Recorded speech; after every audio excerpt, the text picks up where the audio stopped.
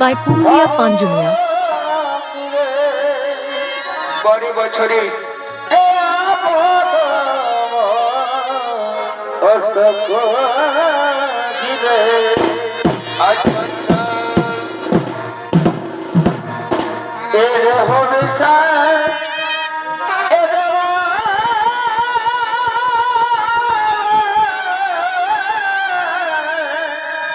বছরে এই দিতে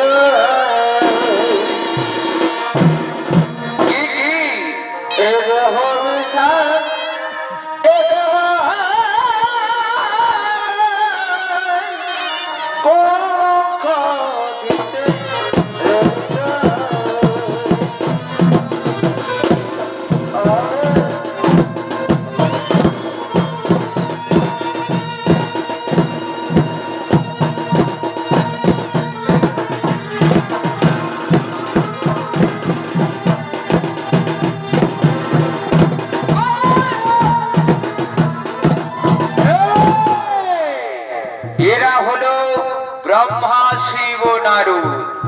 এদিকে সত্যযুগ শেষ ও ত্রেতা যুগের শুরুতে পৃথিবীতে রাম নাম প্রচার ও জীবের মুক্তির আধারের সংকল্প নিয়ে তারা করেছেন আগমন।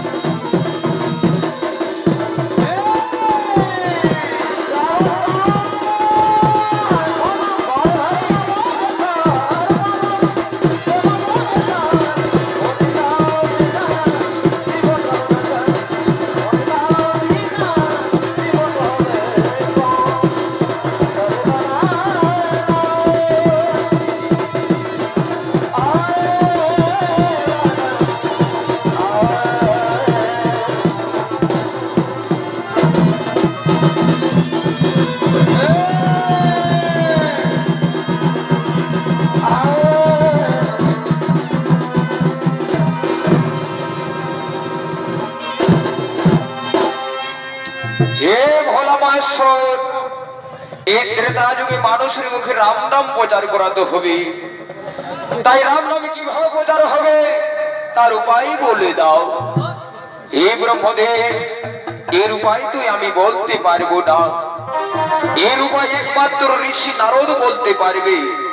তিনি তো এই ত্রিলোকে ভ্রমণ করে বেড়ায়। কাকে দিয়ে এই ত্রিলোকে রাম নামের মাহিত্য প্রচার করালে মানুষ সম্পূর্ণভাবে গ্রহণ করবে? তাই তো ঋষি নারদকে জিজ্ঞেস করে দেখো। হে ঋষি নারদ, বলো কে এমন এই পৃথিবীতে মহাপাপী আছে, সেই মহাপাপীকে দিয়ে আমরা এই ধরাধামে রাম নামের মাহিত্য প্রচার করাবো। হে ব্রহ্মদেব, হে মোর গুরুদেব, আছে মহাপাপী আছে, যিনি হলেন চম্পক মুনির পুত্র দস্যুরত্নাকু। তার মতো মহাপাপী এই ত্রিলোকে কেউ নেই। তিনি গো হত্যা, নারী হত্যা, ব্রাহ্মণ হত্যা, সর্বকাজে সে সিদ্ধ হস্ত। তার মতো মহাপাপী এই ত্রিলোকে আর কেউ নেই। এই তো আমরা খুঁজে পেয়েছি। ওই মহাপাপীকে দিয়ে এই ধরাধামে আমরা রাম নামের মাহিত্য প্রচার করাবো। চলো আমরা দেখি এখন তাহলে রোধ না কর কথা।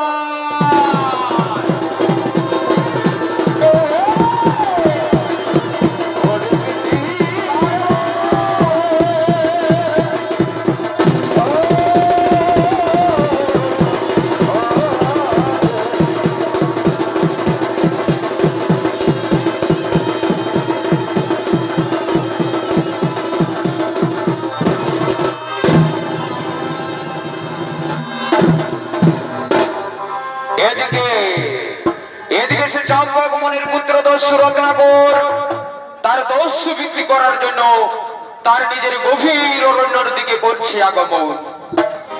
তাই সে গভীর অরণ্যে চলেছেন তার দস্যু বিক্রি করার জন্য।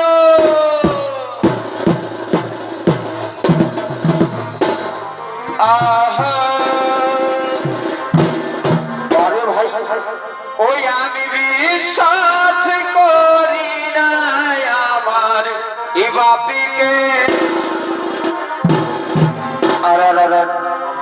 ওই আমি বিশ্বাস করি না আমার বাপিকে, আমি বিশ্বাস করিতে পারি সাপিকে। ওই আমি বিশ্বাস করি না আমার বাপিকে,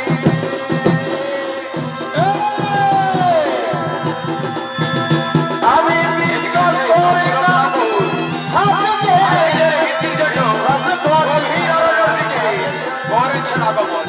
এই দস্যু রত্নাকরের ভূমিকায় অবশ্য নিয়ে নেতা করতে কাছে বিশ্বজিৎ মাহাতো। আরে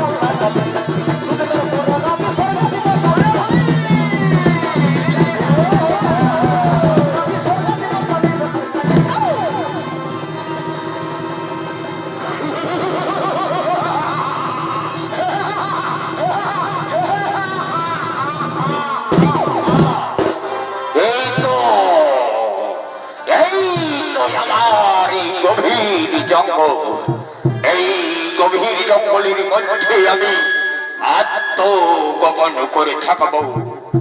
এই জঙ্গলের মধ্যে যে প্রবেশ করবে তার আমি সর্বস্ব লুণ্ঠন করে নেব।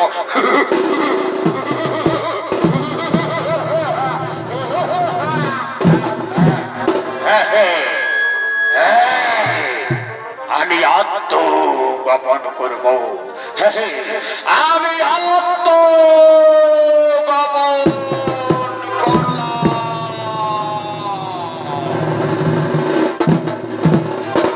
এদিকে সেই রত্নাকর আত্মগোপন করে থাকলো।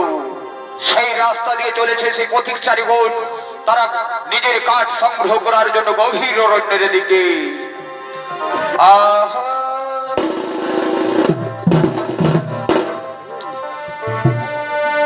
আমরা বনে যাব, জঙ্গলে যাব,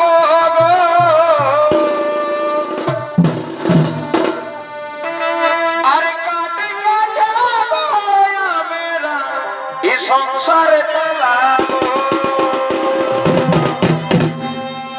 এই বনে যাব আমরা, জঙ্গলে যাব,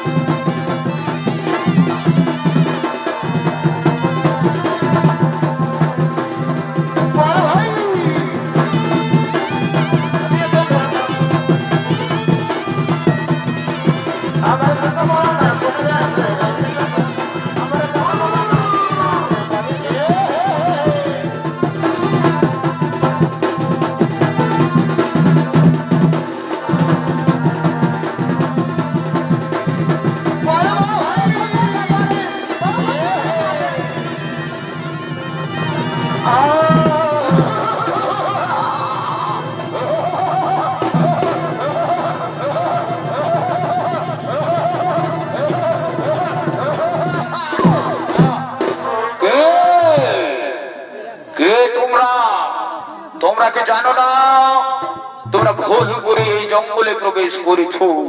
তোমরা কি জানো না এই জঙ্গল দস্যু রত্নাকরের অধিকার? এখানে যে প্রবেশ করে তার আমি সর্বস্ব লুণ্ঠন করে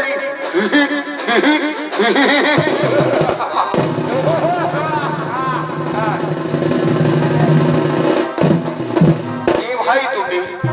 কে ভাই তুমি? কেন আমাদের এই কাজের মধ্যে তুমি বাধা দিচ্ছ?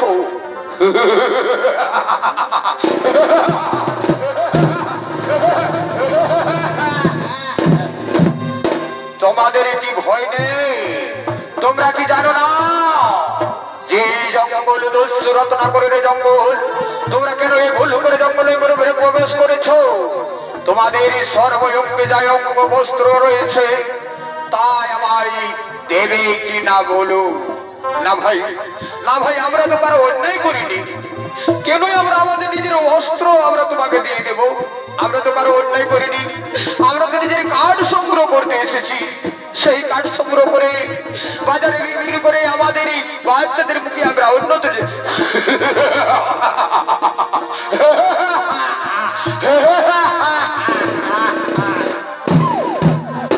কাঠ সংগ্রহ। বাহ, কাঠ সংগ্রহ করে বাজারে বিক্রি করে দিন পথ চালাও তোমরা। আর আমি কি করে দিন পথ চালাই সেটা জানো তোমরা? আমি দস্যু বিক্রি করে আমি মানুষ খুন করি। আমি মানুষ খুন করে তার কাছে যা থাকে তা আমি সর্বস্ব লুণ্ঠন করে দিই। হলো তোমরা আমাকে স্বেচ্ছায় দিবে কিনা? না ভাই, না ভাই, না ভাই, আমরা তোমার ভয়ে বলি ভাই, আমাদের ছেড়ে দাও। আমাদের খুনে ছোট ছোট বাচ্চা আছে।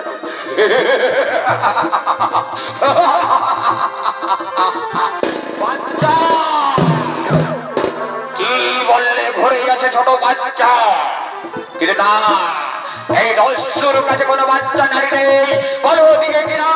তা না হলে আমার সঙ্গে যুদ্ধ করবে।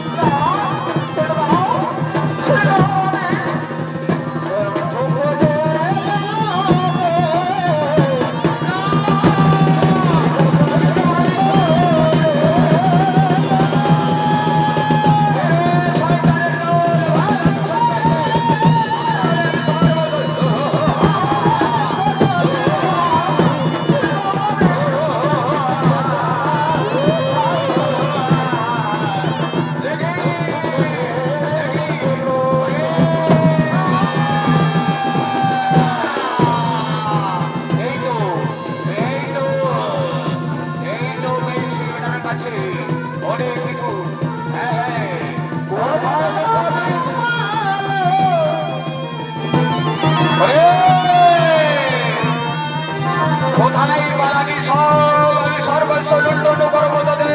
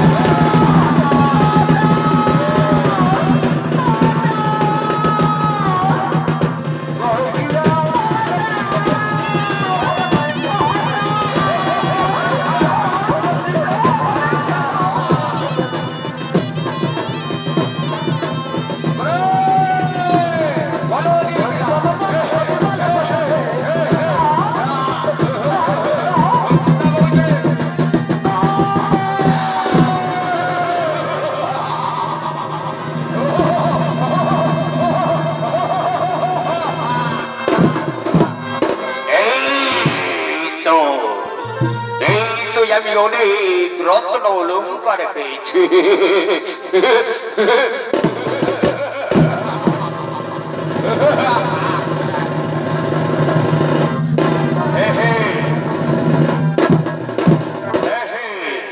আমি তিনদিনই বাড়ি ফিরিনি। আমাকে এই সময় এই যে রত্ন অলঙ্কার নিয়ে আমি পিতা মাতার কাছে ছুটে যাই। কোথায় পিতা মাতা?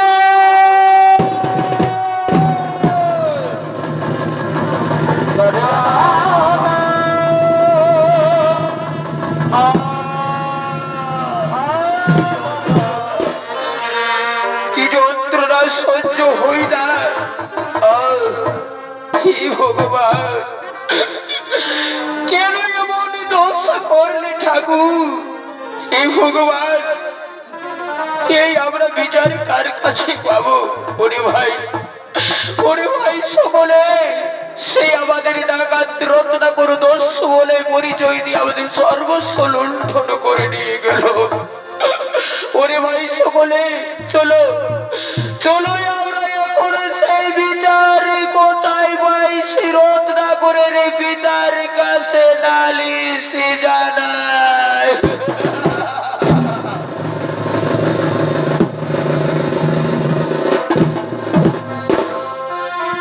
কি করব, কোথায় যাব? কোথায় গেলে ভালো বিচার পাব?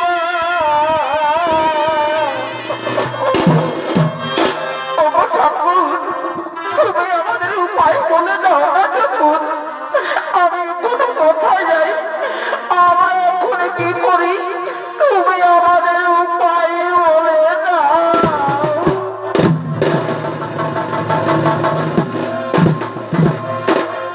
কি করিব, কোথায় যাব? কোথায় গেলে লাজ বিচার পাব? হায় ভগবান, কি করিব?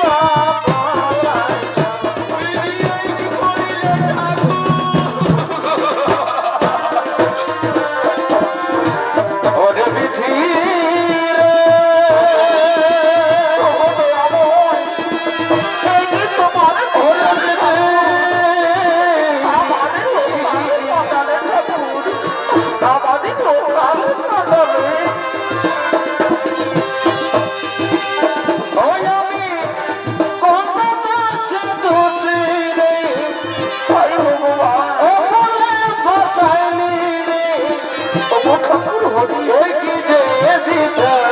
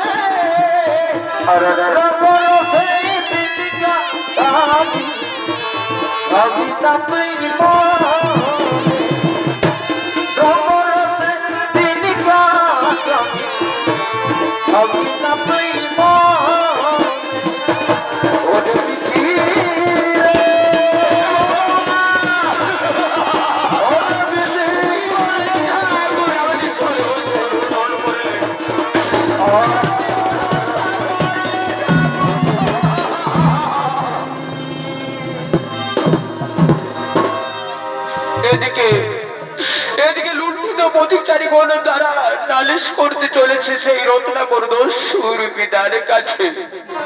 এদিকে রত্নাকর দস্যুর পিতা তার পুত্র রত্নাকর 3 দিনে বাড়ি না ফেরায়,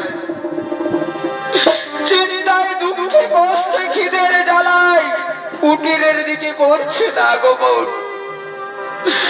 ওরে বিধি, সে ঠাকুর কি করলে ঠাকুর, কোথায় ওগো এই জনম দুঃখী কপালে মন্দ গুরু।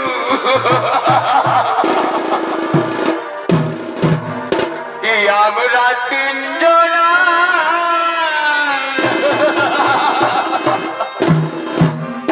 এদিকে দস্যু রত্নাকরের পিতা মাতা ও তার ধর্ম পত্নী তারা একত্রিত হয়ে তারা কুটিরের দিকে করছে আগমন।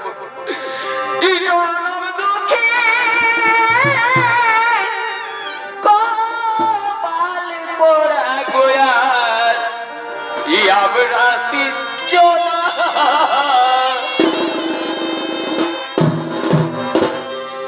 এই জনম দুঃখের কপালে পড়া গুরু। আমরা 3 জনা কোথায় বাবা ফিরে আয়, 3 দিন ক্ষুধার জ্বালাই আমাদের ছটফট করছে রে। এই বৃদ্ধ বিনা মাতায় আমরা কি করে সংসার যাপন পালন করবো? ও বিধি, কলমে নাই কালি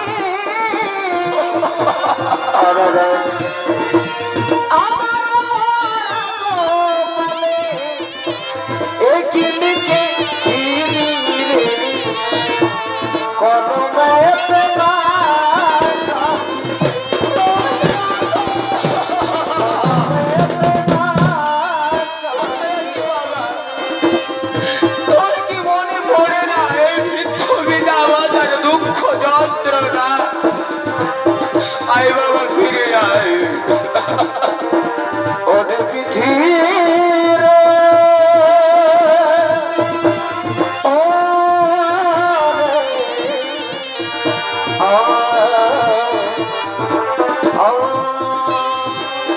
ও বিধি, কলমে নাই কালি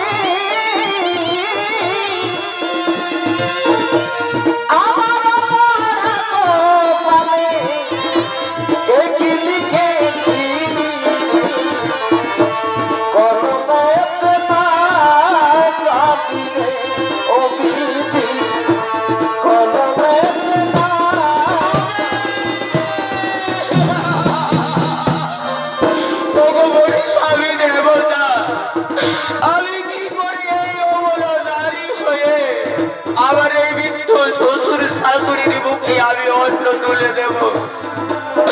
তুমি কোথায় আছো, বাড়ি ফিরে আসো। ওই আমার দয়া ওগুলো ছাড়িয়া দে, ওই আমার বন্ধু গেল ছাড়িয়া দে, সোনম প্রাণে গড় ঢালিয়া। ওই আমার দয়া ওগুলো ছাড়িয়া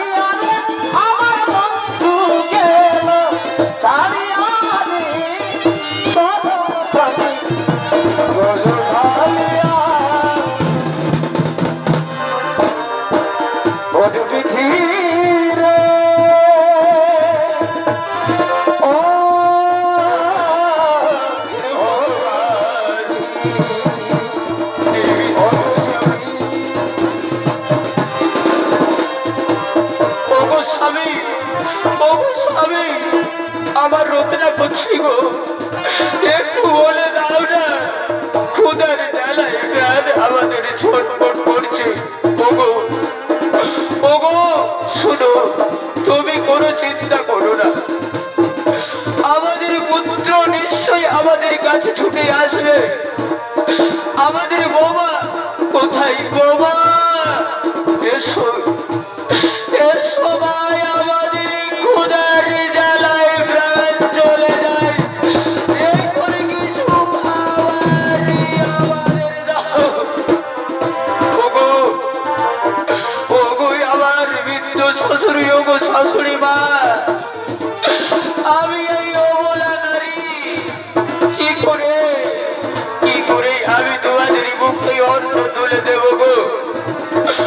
আমি আর যে কোনো উপায় নেই।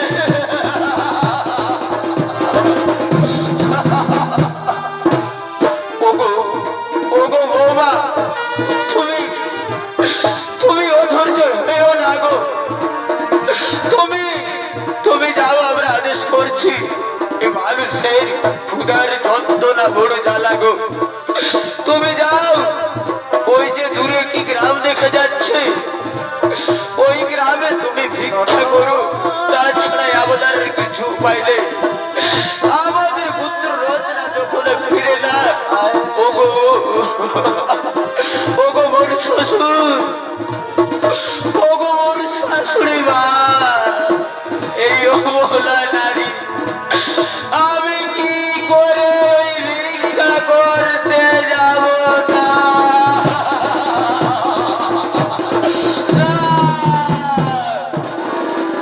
ওগো ওগো ওগো ওগো বৌমা, তুমি লজ্জা করো না। মানুষের ক্ষুধার থেকে আর বড় কিছু নেই লজ্জা করা। এই ভিক্ষা করা তো কোনো পাপ নয়। তুমি তো কোনো চুরি করবে না। আমি আদেশ দিচ্ছি তোমার শ্বশুর হয়ে বৌমা, তুমি ওই যে দূরে গ্রামে দেখা যাচ্ছে, সেই গ্রামে তুমি ভিক্ষা করে নিয়ে এসো।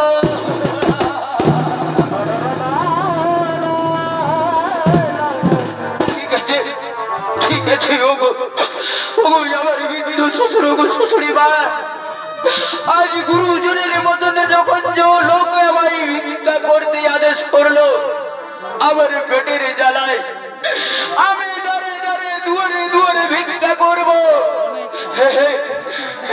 আমি যাব, আমি যাচ্ছি ভিক্ষা করতে, আমি যাই ভিক্ষা করতে।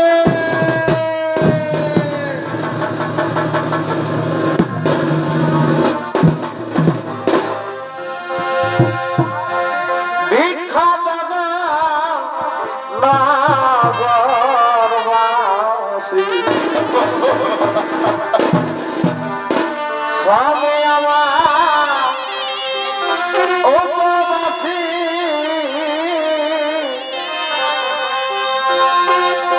ভিক্ষা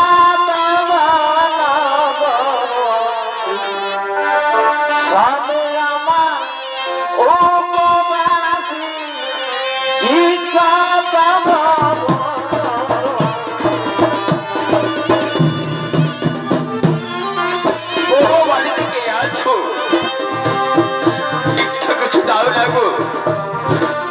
আমার বৃদ্ধ শ্বশুর শাশুড়ি আমার স্বামী তিনজন বাড়ি না ফেরায়, তারা মুখের জ্বালায় যন্ত্রণায় ছটফট করছে। আমি তোমাদের এই সামান্য অর্থ, সামান্য চাল নিয়ে গিয়ে আমি বাড়িতে রন্ধন করে তাদের মুখ তুলে দেব গো। তোমাদের কি দয়া হয় না?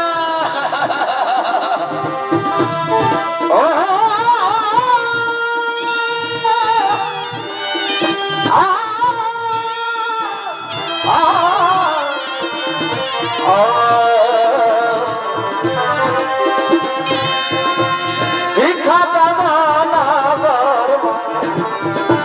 স্বামী আমার উপবাসী, ভিক্ষা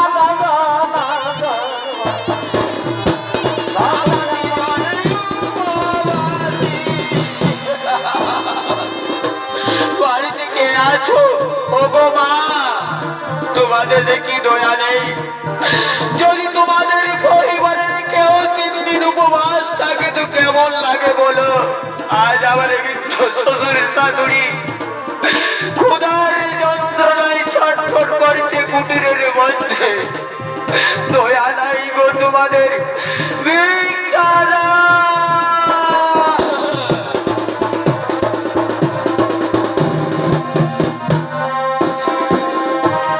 একটি পয়সা দাও গো বাবুরা, একটি পয়সা দাও, একটি পয়সা দাও গো বাবুরা, একটি পয়সা দাও, একটি পয়সা দাও গো বাবুরা, একটি পয়সা দাও, একটি পয়সা দাও গো বাবুরা, একটি পয়সা দাও, একটি পয়সা দাও গো বাবুরা, একটি পয়সা দাও, একটি পয়সা দাও গো বাবুরা, একটি পয়সা দাও। পয়সা দাও গো বাবুরা, একটি পয়সা দাও, একটি পয়সা দিয়ে বাবুরা অন্নদানে চলে যাও। বাড়িতে আমায় একটি পয়সা দাও না গো, একটি পয়সা দাও। আবার বৃদ্ধ শ্বশুর শাশুড়ি 3 দিন করে খাইনি উপবাস, একটি পয়সা দাও। দাদে দাদা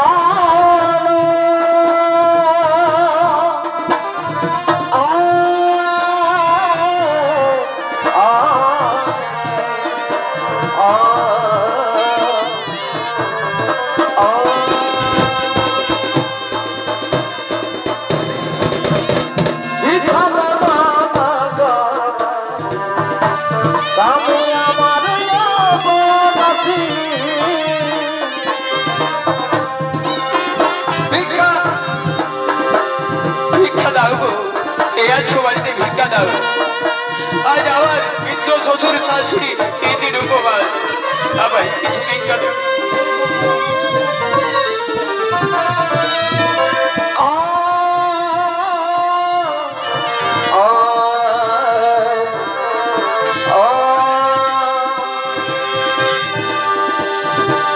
ভিক্ষা দাও গো নগরবাসী, আমরা 3 দিন উপবাসী।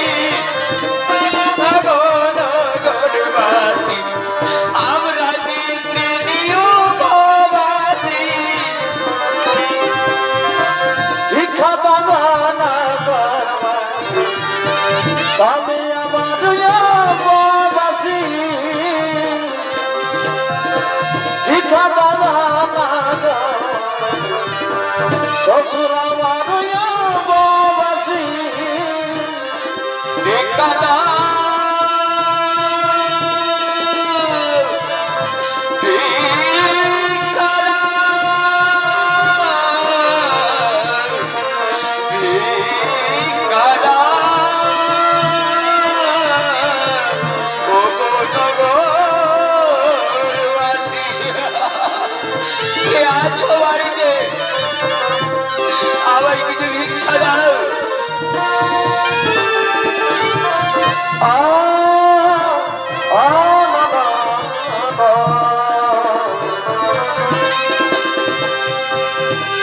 ওই আমি কবিতা সে দোষী রে, ও ফসালি রে, একই যে বিচার দয়া, এই কি রে বিধান, এই কি রে বিধান, কি দয়াল, এই কি রে বিধান। ওই আমি কবিতা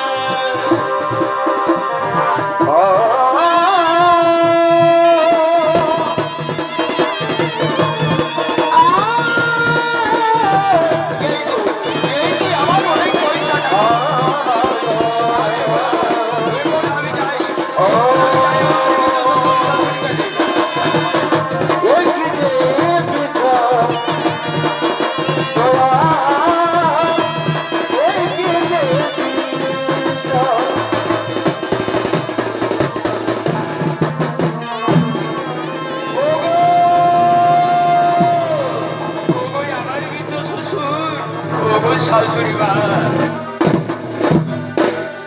এই দেখো গো, আমি ওই যে দূরে গ্রামে গেছিলাম ভিক্ষা করতে, সেখানের মানুষ অনেকে ভালো গো, আমায় অনেক 4 টাকা পয়সা দিয়েছে। তোমরা এখন বিশ্রাম করো, আমি জল রন্ধন করে আমি এখনই তোমাদের মুখে অন্ন তুলে দেব। বৌমা, খুব উচিত কাজ করেছো বৌমা। খুদের যন্ত্রণায় আমাদের প্রাণ মনে হয়ে বিসর্জন হয়ে যেত। ঠিক আছে, আমরা এখন বিশ্রাম করছি, তুমি একটু রান্না করো মা, আমাদের মুখে কিছু তুলে দাও।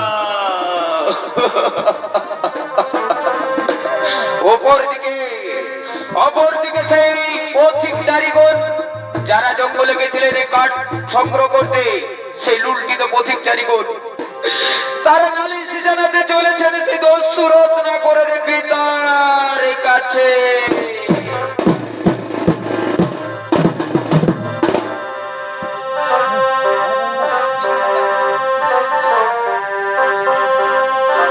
কোন বনে বাজে বাঁশি,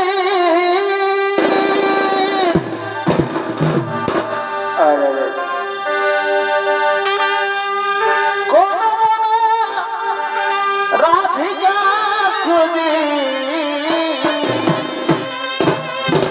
কে আছো? এ ভাই, চলো ভাই, চলো ভাই, আমরা সেই দস্যু রত্নাকরের পিতার কাছে নালিশ করতে যাব। ওরে ভাই, আমরা এখন কি করব? চলো চলো, সেই এখন দস্যু রত্নাকরের পিতার কাছে নালিশ করব, আর আমাদের ন্যায্য বিচার চেয়ে নেব।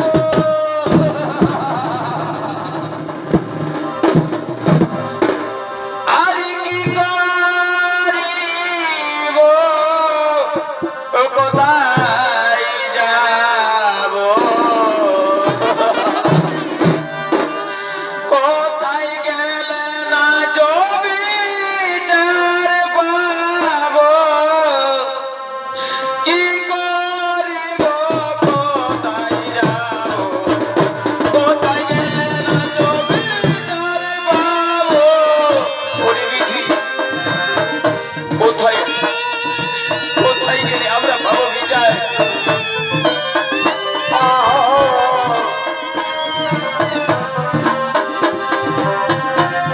আগে বিধি কি করে, কোথায় গেল বিচার পাবা। বিধি করিলে রত্ন অলঙ্কার সব কেড়ে আই গো, বিধি করিলে রত্ন অলঙ্কার সব কেড়ে নিলে। ওরে বিধি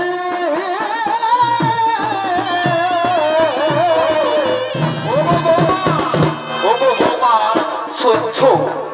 কিসের তো কান্নার আর্তনা আমাদের কুটির দিকে আসছে? দেখো দেখো দেখো, কে এ তো কান্নার আর্তনা, কারাই আমাদের কুটির দিকে আসছে? এ ছিল কপালে আমার, এ ছিল কপালে, এই ছিল কপালে আমার, এ ছিল কপালে, কান্নার আর্তনা, এ ছিল কপালে আমার, এ ছিল কপালে, এ ছিল কপালে। কে ভাই, কে তোমাদের এই অবস্থা করেছে? এই অবস্থা করেছে তোমাদের, আমাদের আমাদের এই অবস্থা করেছে দস্যু রত্নাকর বলে পরিচয় দিয়ে। সে বললো আমি জম্বকমণির পুত্র, আমি ডাকাত, আমি দস্যু রত্নাকর, তাই আপনার কাছে আমরা নালিশ করতে এসেছি। না না ভাই না, এ তো আমার পুত্র করতে পারে না। হে মণিবর, আমাদের বিশ্বাস করো, দস্যুরা ডাকাত বলে আমাদের সর্বস্ব লুণ্ঠন করেছে।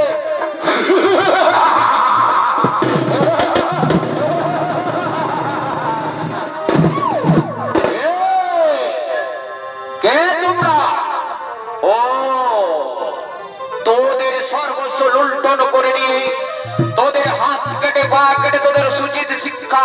মনে হল আমার পিতার কাছে এসেছে নালিশ জানাতে, ওরে শয়তানের দল, তোদের কি প্রাণে ভয় নেই?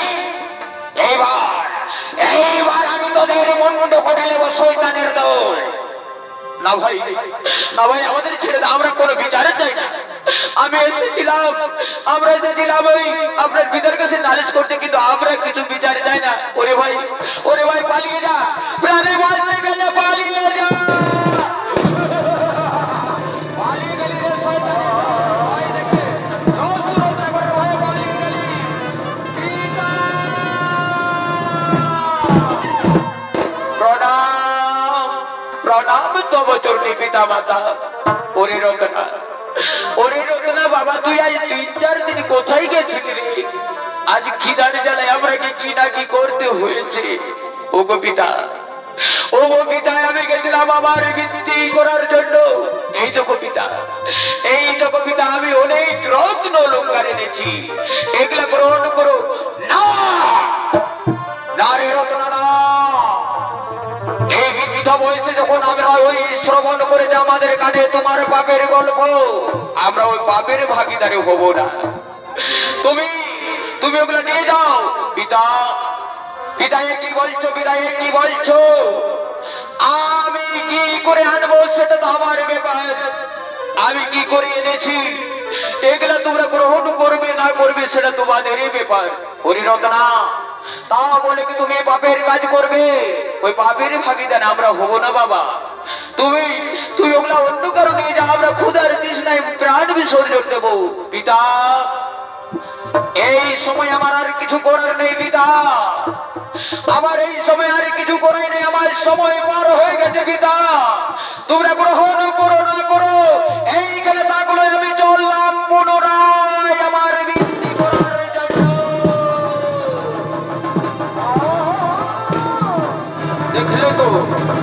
দেখলে তো স্বামী, দেখলে তো আমাদের রোজগারের কথা, দেখলে কি পর্যায়ে চলে গেছে। ওগো স্বামী, ওই এই পাপের রাজ্যে আমরাও থাকতে চাইবো না। আমাদের ওই পুত্রবধূকে নিয়ে আমরাও চলে যাবো, এই কুটির আর থাকবো না, যাতে আমাদের আর খুঁজে না পায়। ওগো বৌমা, দেখলে তো তোমার স্বামীরই গল্প, গ্রহণ করবে কি না করবে বলে চলে গেল। চলো আমরা এখান থেকে চলে যা।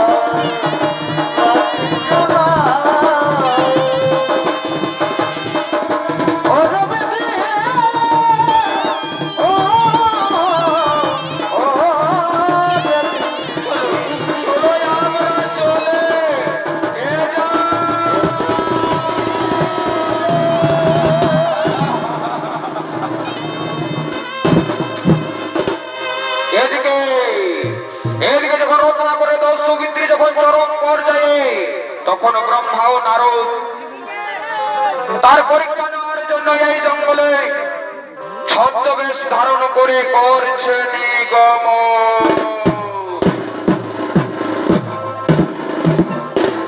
অরে যাই রাধে কৃষ্ণ কৃষ্ণ গোবিন্দ গোবিন্দ বলো রে। এই রাধা গোবিন্দ নামটি এই বদনা হইলা, এই রাধা গোবিন্দের নামটি বদনা লইয়া কুকর্ম কুকর্ম ছাড়ো রে। আরে জয় রাধে রাধা কৃষ্ণ কৃষ্ণ গোবিন্দ গোবিন্দ।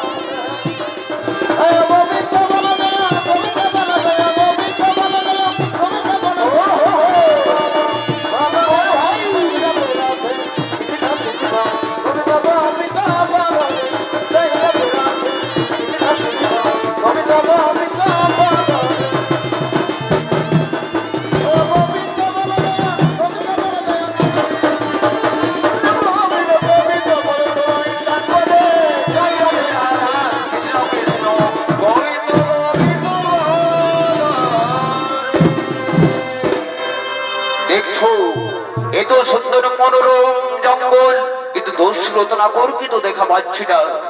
হে হে হে, কোথায় সে থাকে?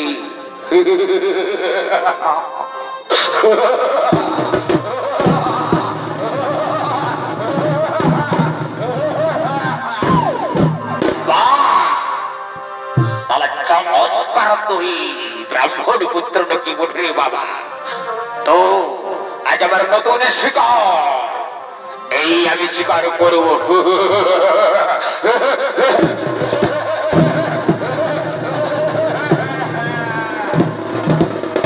কে তোমরা? কি জন্য এই জঙ্গলে করেছো প্রবেশ? তোমাদের কি ভয় হয় না? যে জঙ্গল তো সুরতনা করে জঙ্গল। ওরে ওরে রতনাকো, তুই তো ঠিকই বলেছিস যে জঙ্গলের অধিকার তো, কিন্তু তুই যে পাপের কাজ করছিস তার কি অধিকার ঘরের লোকে কেউ নেবে?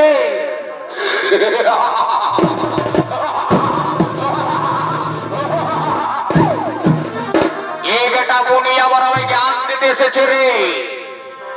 আমার ঘরে কি হবে না হবে তাই তোমাদেরকে বিচারও করতে বলেছি।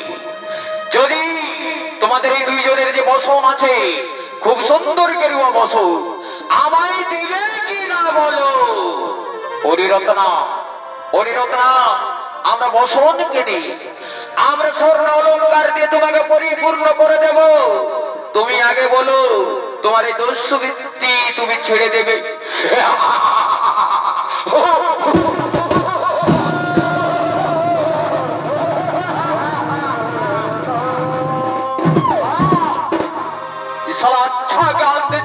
বাবা এই ডাকাতকে বলছে দস্যুগিরি ছেড়ে দি। আমি দস্যুগিরি করলে আমার পেট কি করে ভরবে? তোমরা দিবে কিনা বল, তা না হলে আমার অস্ত্র, এই অস্ত্র আমি চালিয়ে দেব।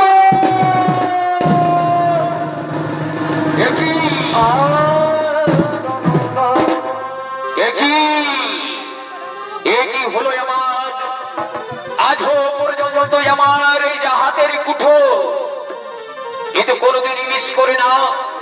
আজ আমি শিশু হত্যা করেছি, নারী হত্যা করেছি, আমি পুরুষ হত্যা করেছি, কিন্তু এইভাবে এই মুড়ির উপর আমার চললো না কেন এই অস্ত্র? সত্যি তো আমায় কেউ, এরা মনে হয় কোনো জ্ঞানী ব্যক্তি বটে। হে হে, সত্যি তো আমাকে তো আজ পর্যন্ত কেউ বলে না যে তোমার পাপের ভাগ কেউ নেবে কিনা। আমি সত্যি তো পাপি। ব্রাহ্মণ পুত্র, বলো তোমাদের আসল পরিচয় কি?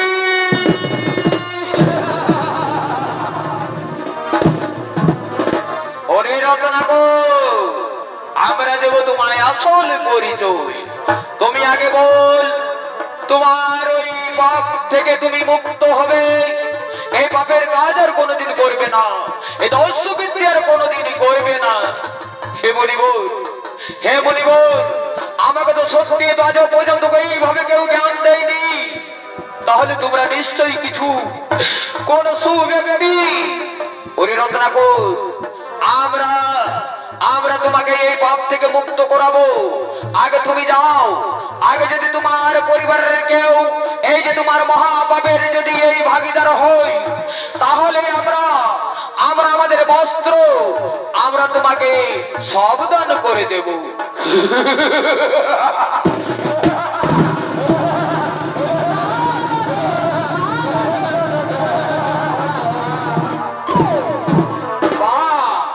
আবার কি ভাবলি আমার কুঠোর কুচকে গেল বলে আমি ওই জ্ঞান শুনবো? না না না না না, আমাকে মনে হয় এরা প্রলোভন দিচ্ছে। এই বেটাটাকে আগে আমি বেঁধে রেখে যাবো। কিন্তু যখন বললো যা যা আমার পাপের ভাগ্যেও নেবে কিনা, কেন নেবে না? আর পিতা নেবে, আমার জন্মপত্নী নেবে। তার আগে বেটাটাকে আমি গাছের মধ্যে বেঁধে রাখবো, তারপরে আমি আমার পিতা মাতা আমার ধর্মপত্নীর কাছে যাবো। এই বেটা আয় আয়, আগে বাঁধে রাখি, তারপরে আমি এসে বিচার করব। এখানে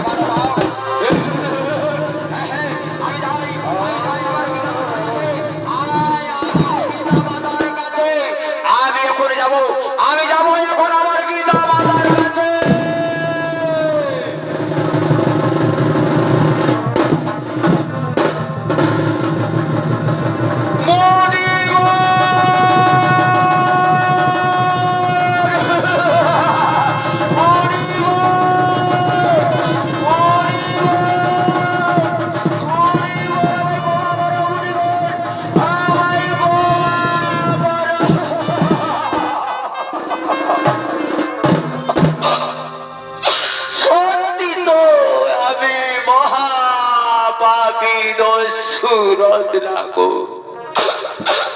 আমার পিতা বলল, ওরে পুত্র রত্না, তুই কি করে আমাদের মুখে আমাদের অন্ন তুলে দিবি সেটা তোর ব্যাপার বাবা। তুই যখন ছোট ছিলি আমরা তোমার মুখে অন্ন তুলতে গিয়ে আমরা যে যে কর্ম করতে গিয়ে আমাদের পাপ বা পুণ্য হয়েছে তার অধিকারী ছিলাম আমরা। কিন্তু আজ তুই বড় হয়েছি বাবা, আর বড় হয়ে তুমি কর্ম করতে গিয়ে যদি কিছু তোমার পাপ পুণ্য হয়ে থাকে, তাতে যা তোমার ফল ঘটবে সেটা তোমার অধিকার আমরা কিন্তু নেব না। হে ব্রাহ্মণ পুত্র, আমায় ক্ষমা করো।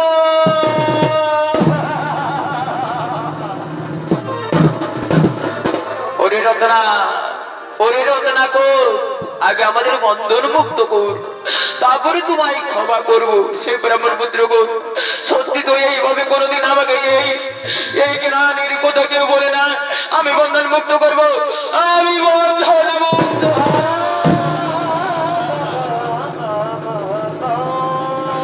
আমায় ক্ষমা করো ব্রাহ্মণ পুত্র গো। ওরে রত্নাকর, চিন্তা করিস না বাবা, চিন্তা করিস না। তুই যে আজ তোর যে জ্ঞানের আলো জ্বলেছে তাতে তোমার ওই মহাপাপ মুছে যাবে। তার জন্য তোমাকে ৬০,০০০ বছর পূর্ণ তপস্যা করতে হবে, আর তার সঙ্গে সঙ্গে তোমাকে রাম নাম জপ করতে হবে। কি বললে, কি বললে মুনিগণ, কি বললে ব্রাহ্মণ পুত্রগণ? কেন কেন আমার মুখে, কেন আমার মুখে কি বললেন উচ্চারিত হচ্ছে না? ওরে ওরে রত্নাকর, এই পাপের দেহে ওই পবিত্র নাম কোনো মতে উচ্চারিত হবে না। তোমাকে ৬০,০০০ বছর পূর্ণ তপস্যা করতে হবে, তারপরে তোমার ওই পবিত্র নাম মুখে আসবে। তুমি দেখতে পাচ্ছ ওই যে দূরে একটি গাছ, ওই গাছের মধ্যে বলো তো কি? ওই গাছের মধ্যে, ওই গাছের মধ্যে, ওই গাছের মধ্যে তো দুটি ডাল, একটি তো জীবিত আরেকটি তো শুকনো নারী রত্নাকর না, তা নয়, তার অপর নাম আছে, তুমি সঠিক করে বলো। তার অপর নাম একটি জীবিত আর একটি তো মরা। এই তো রে রত্নাকর, তোর মুখে পবিত্র স্বল্প পরিমাণে ওই মন্ত্র উচ্চারিত হয়েছে। ওই মরা মরা নাম জপ করে তোমাকে 60,000 বছর পূর্ণ তপস্যা করতে হবে। যেদিন 60,000 পূর্ণ তপস্যা তোমায় হবে, সেই দিন আমরা স্বয়ং তোমায় দিব দর্শন। এই আমাদের আদেশ, আমরা এখন চলিলাম, আমরা এখন চলিলাম।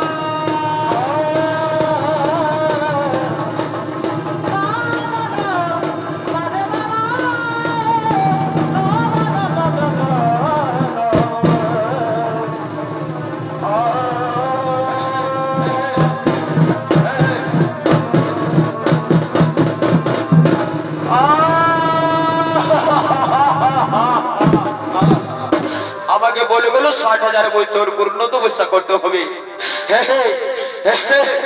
আমি এখন তপস্যা করব।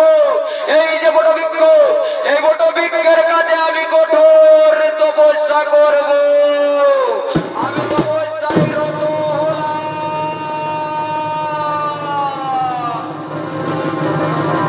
হলাম। এদিকে দশরথ রাগর কোন তপস্যায় রত। সেই সময় পশুরাজ সিংহ চলেছেন সে মানুষের গন্ধ পেয়ে তাকে খাবার জন্য। এই এক বাড়িতে শিয়াল রাজা, বনের রাজা, বাঘ, বিয়া করা মায়া রাজা, সমান সমান বাঘ। বনের রাজা বাঘ, বিয়া করে মায়া রাজা, সমান সমান বাঘ। বনের রাজা বাঘ, বিয়া করে মায়া রাজা, সমান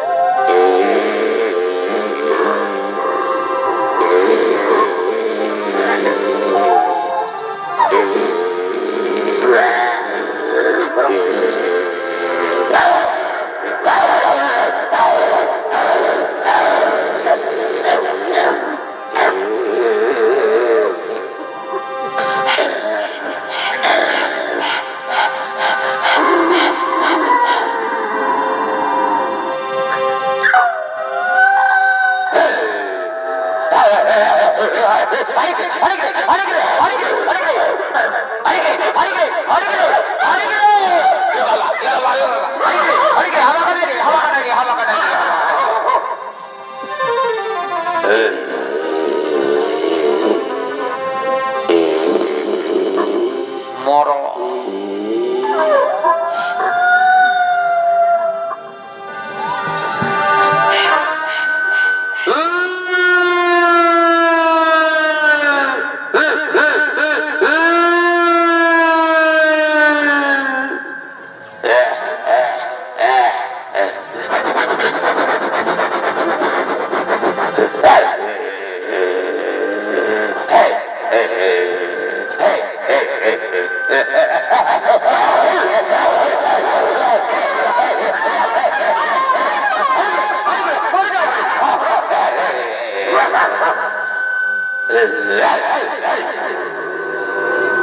এদিকে এদিকে সে ঠিকানে দেখছি সেই রাম নামের মাহিত্য প্রচার হচ্ছে, সে যুগের সৃষ্টি হচ্ছে, তাই শ্রীকাল কুকুর তারা নিজের স্থানের দিকে করছেন আগমন।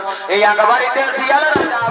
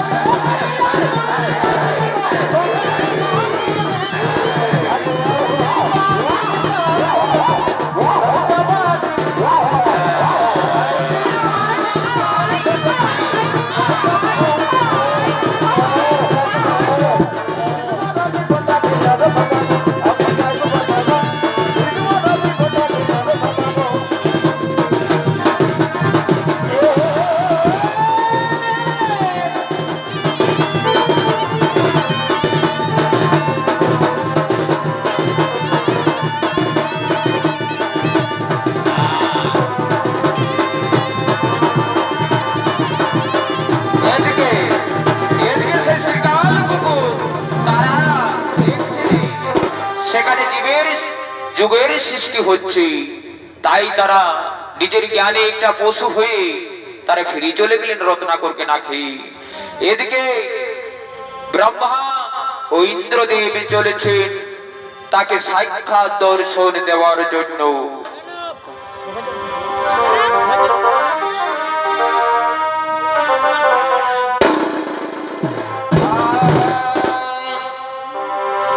কৃষ্ণ কেশব কৃষ্ণ কেশব কৃষ্ণ কেশব তাই নাম, রাম রাঘব রাম রাঘব রাম রাঘব রাজা রাম। কৃষ্ণ কেশব কৃষ্ণ কেশব কৃষ্ণ কেশব তাই নাম, রাম রাঘব রাম রাঘব রাম রাঘব রাজা রাম।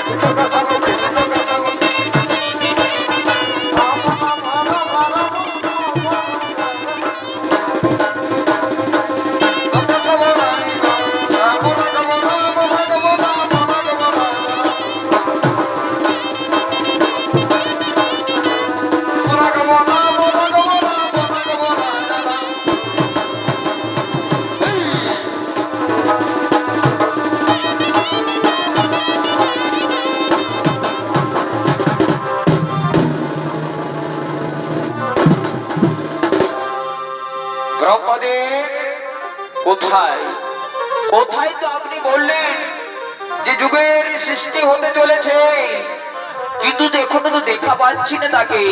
কোথায় নাকি দস্যু রত্নাকর মহা তপস্যায় রত। ইন্দ্রদেব ইন্দ্রদেব দেখতে পাচ্ছ দেখতে পাচ্ছ আজ ৬০,০০০ বছর পূর্ণ তপস্যা করতে করতে সেই ওই টিভিতে পরিণত হয়ে গেছে। তুমি কি দেখতে পাচ্ছ? ওই দেখো, ওই দেখো দূরে দেখতে পাচ্ছ? হে হে ব্রহ্মদেব, হে ব্রহ্মদেব ঠিকই বলছেন, সে তো ওই টিবু, সে তো মানুষ বলে কোনো দেখা যাচ্ছে না। ইন্দ্রদেব ওই টিবু নয়, ওখানে দেখো মরা মরা নামের মন্ত্র উচ্চারিত হয়ে হয়ে আজ রাম নামের শব্দ শুনতে পাচ্ছ। রাম রাম, হে হে হে হে হে হে ব্রহ্মদেব, শোনা যাচ্ছে শোনা যাচ্ছে। আমাকে কি আদেশ করতে হবে পারো? বলো বলো ব্রহ্মদেব। শোনো ইন্দ্রদেব, তোমাকে ঘোরই বৃষ্টিবান করতে হবে নিক্ষেপ। আর ওই বৃষ্টিবান নিক্ষেপ করে তার শরীরের সমস্ত পাপ ধুয়ে মুছে দিতে হবে।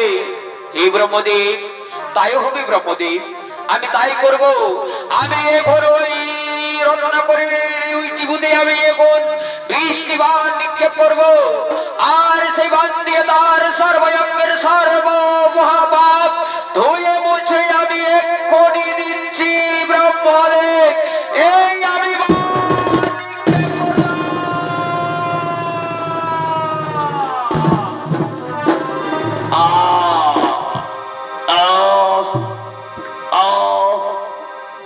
কিচ্ছু দেখা পাচ্ছি না, কি হয়েছে? কি যন্ত্রণা, কে আমি? আমি যে কিছুই বুঝতে পারছি না। ও ও দশরথ নাগো, তুমি তুমি সব দেখতে পাবে। তোমার এখন শুভ দিন, এখন দৃষ্টির উদয় হবে। এই দেখো এই দেখো, আমার আগে দেখতে পাচ্ছ আমরা দুইজন কে? কে কে কে তোমরা? ও ব্রহ্মা।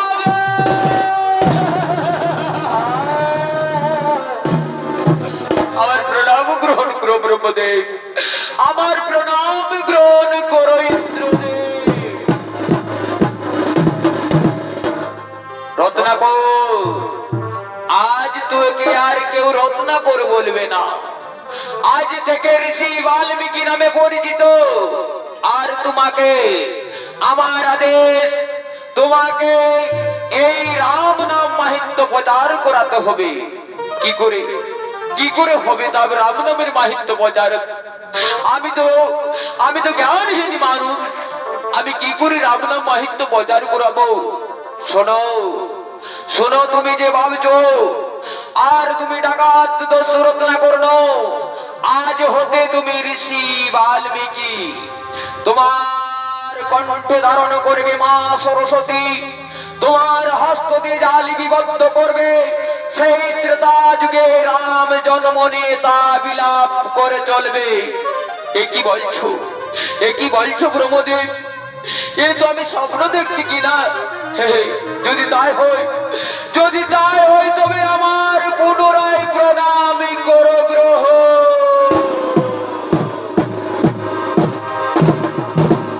তথাস্তু, এই আমাদের আদেশ। তোমাকে ওই রাম নাম মাহিত্য প্রচার করার জন্য তুমি যা যা লিখবে, ত্রেতা যুগে রাম জন্ম নিয়ে তা বিলাপ করে চলবে। তাই এখন তোমাকে ওই কাজ করতে হবে। ঠিক আছে ব্রহ্মদেব, আমি তাই করব, আমি তাই করব। তাই এরা এদিকে সে ব্রহ্মদেব এর আদেশ পালন করার জন্য তারা নিজের স্থানের দিকে তারা করছে এই আগমন। জয় জয় রঘুপতি রাঘব রাজা রাম পতিত পাবন সীতারাম। জয় জয় রঘুপতি রাঘব রাজা রাম পতিত পাবন